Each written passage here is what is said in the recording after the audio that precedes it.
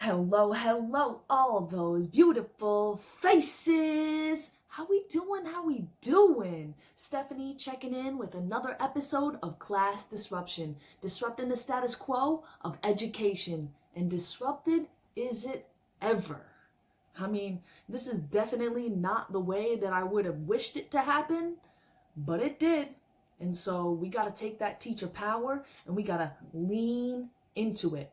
And so I just finished my first day of online learning using Google Classroom and Zoom, and it went super well. And a lot of people have been reaching out to me, asking me what's my approach. And so I'm going to, in a nice little quick video, share that with you guys here today. So let's head on over to my computer screen and I'll show you what my Google Classroom looks like. So you can see this is my Google Classroom landing page. I have a few different classes on here, and even though most of the assignments are the same for these classes, I like to keep them separate out because then for attendance reasons and putting grades in, it just makes it way more simple.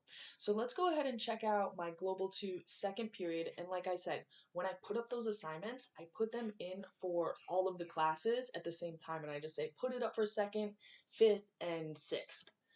And so, boom, you can see this is what it looks like. My co-teacher, she's also on here, and she posted up a little video for the kids telling them that she misses them and to do their work and to stay safe. And then you can see last week I posted up just a message to see how everybody's doing. And then right here, I posted up our syllabus, some little information, and then this way they can know for the remainder of the time, for this whole time, what their assignments are going to be. And what's nice about this is if I actually do decide to change it, it's an active sheet. So I can go in and change it, and then it's reflected on their end. And there's a couple different options you have in Google Classroom. You can either do it like this right here, where I can edit it and it'll change to them, or you can give them their own doc, and then only they can edit it, and it's kind of a static thing. You can't change it once you deliver it to them, which is how I do my assignments, so that they're not obviously writing over each other, deleting each other's work, and they all have their own thing to turn in. So that's just something you need to pay attention to when you're posting an assignment. It will give you that option. But let's go ahead and look at the first assignment that I did here today and how I had it set up. This is what it's going to look like for when the students open it up. And you can see I keep that text nice and short and succinct. I like to number them because they're going to have so much. They're going to be inundated with a lot of assignments. So you want to keep those directions nice and short and easy to follow. So I tell them, watch the video for an overview and an explanation, and this is what that video looks like. Hello, all those beautiful faces. How we doing on this Monday? I hope this video finds everybody well, at home, and well rested since we've had the last week off. And I hope everybody's getting outside at least once a day, get a little walk on, a little exercise. We're not going to hang out with friends or in groups or anything, but a solo walk or a family walk, super important to stay active during this time. All right, that's enough of my spiel. The real purpose of this video, and this is what I'm going to be doing every day. I'm going to post up that assignment between 8 and 9 o'clock, maybe a little bit earlier. You know how I like to get up early, right, guys? And then put a little explanation video, try to keep it short and simple, go through the directions so there's 100% clarity on what's going on. And then, of course, at 1:30, I'll be going live, and I'll post those Zoom links up right here in the assignment on Google Classroom, but I'm also sending out calendar invites. So check it out, make sure you understand everything, the process, and ask questions. Very important that you ask questions and we stay connected. And of course, those Zooms aren't just for going over the lessons, for having a little fun, because we got to stay foolish out here, guys. That's the only way we're going to make it through this. All right, without any further ado, let's go ahead and check out the assignment. Day 1, Enduring Issues Related to the Outbreak of Coronavirus, Part 1. And then tomorrow will be Part 2. And it's 100 points formative. Over the past week, I've collected images, articles, and items around my house related to the outbreak of the coronavirus. Analyze at least 3 documents and list at least 3 possible enduring issues in the box below it. Once you've looked at each document, identify 1 common enduring issue from 3 of the 5 documents by completing the because sentences. So that's very important that you remember from the 5 documents, you're looking for 3 that have 1 common enduring issue. So at the end, you're just going to have 1 common enduring issues, and your sentences will each use that enduring issue. Here's the list of possible enduring issues, but do not limit yourself. As long as it occurs over and over again throughout history and you can define it, it can be an enduring issue. And you'll notice that list of enduring issues should look pretty familiar because they're the ones that we worked with at the beginning of the year and you guys made those posters of. But remember, don't limit yourself to this list. If it occurs over and over and over again throughout history and you see it in these images, it's an enduring issue as long as you can define it. All right, so let's just take a quick look at some of the documents and how I have it set up. So at the top of each document, just like you would see on the Regents, there's a description. And then there's the picture, and then right here in this green box is where you're going to list your enduring issues. And so that's what I did. Each of your answers, whether it's the enduring issues here or the 3 sentences at the end, your answers go in the bright green boxes. So for example, for this one, I might put population. You can see there's 0 population in my room. And then I'll leave it to you guys to come up with the other ones. That was just a quick example, and we'll just scroll through, get a little preview. So this one is a text document. Again, you put your answers right here. Another picture. Oh, whose beautiful faces are those right there?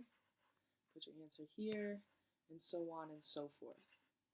And then you'll see at the end, you come up with that 1 single enduring issue that goes right here.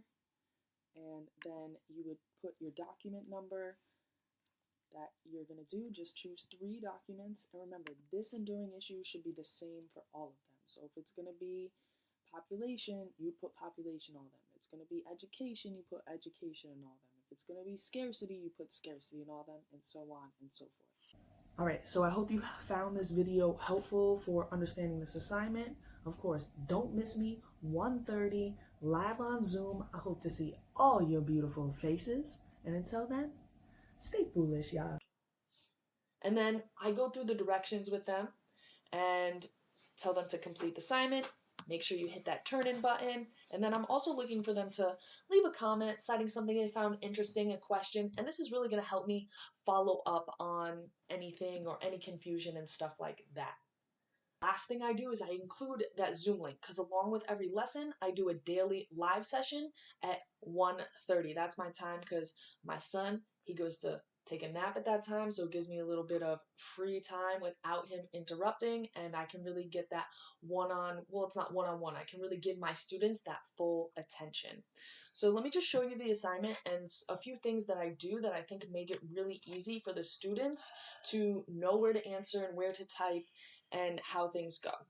So, and again, in this sheet, they each have their own copy to edit and turn in. That's really important, otherwise it's going to make it much more difficult for them. So I put the directions in a box, and again, I think that just really helps with the eyes, so you know where to look and what to read, and it keeps it together. And then for their answers, I put these green boxes right here so they know, okay, this is where I put my answer in, right here. And then you can see under each document, they know that's where they put their answer.